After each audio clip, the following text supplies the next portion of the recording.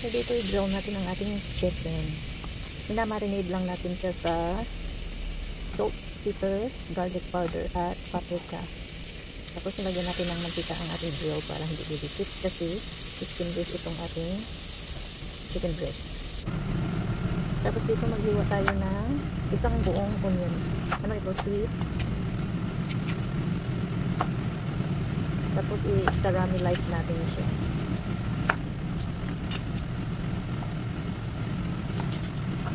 Ayan.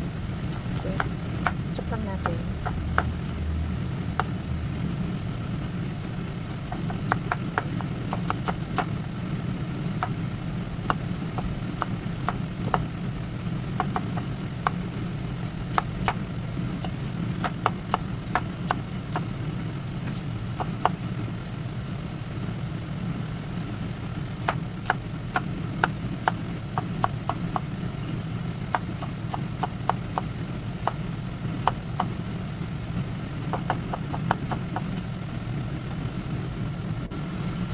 Tapos na natin siya i-grill. Hindi natin siya kinupok all the way.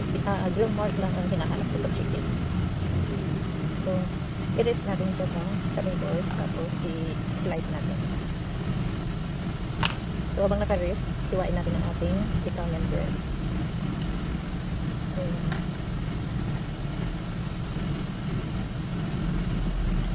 Homemade Italian bread ito guys. Nilagay ko lang sa freezer. Tapos, lagyan natin siya ng butter.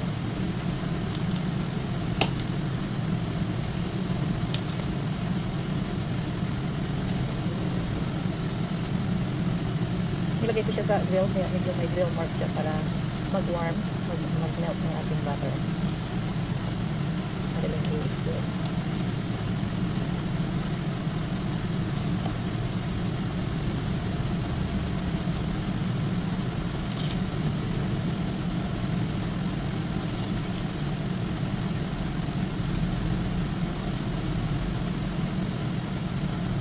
So ayun, dito magpapainit na tayo ng ating kawali. Mix ko ang ating butter at olive oil.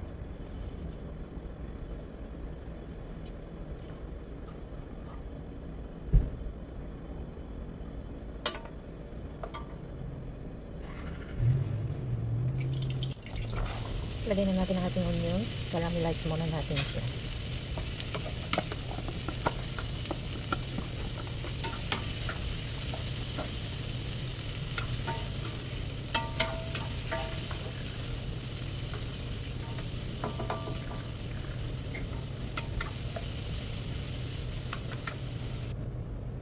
Ayan, hiwain na natin ang ating chicken. Ayan, naka-rest na siya. Ayan, hindi pa siya luto guys. Grill mark lang siya.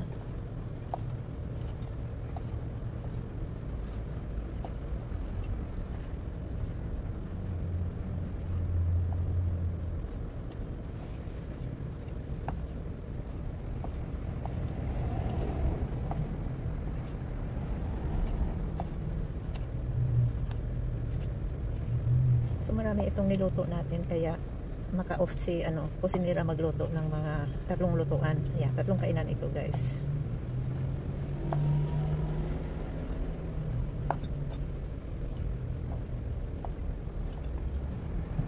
Mahina na kami kumain. Pag nagluluto ako, dinadamihan ko para pag busy kami, palagi kaming busy. Pag uwi, painit na lang. Kasi nakakapagod na magluto guys. Ang layo ng kasi namin. Ang layo ng work namin. Kaya pag nagluluto ako, padamihan talaga. So yan, lagyan na natin siya dyan. Tapos i-mix natin siya sa ating onions. Ayan, naka-ano na siya. Na-brown na siya. Tapos lutuin na natin siya. Sabay-sabay. Madali na yan magluto guys kasi hot cook.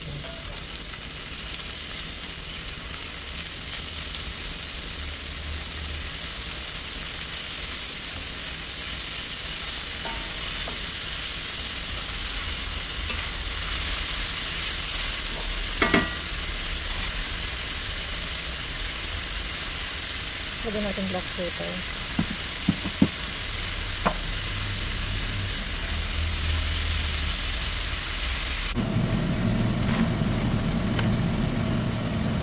Lagyan na rin natin ng cheese. Pwede kang gumamit ng ano dito, provolone at mozzarella. Itong gamit ko ay mozzarella. Hindi na ako naglalagay ng provolone. Okay na yun. Maraming para cheesy.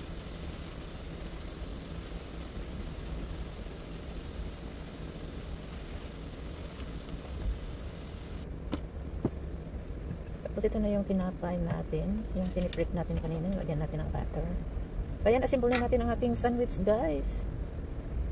Masyadong mainit.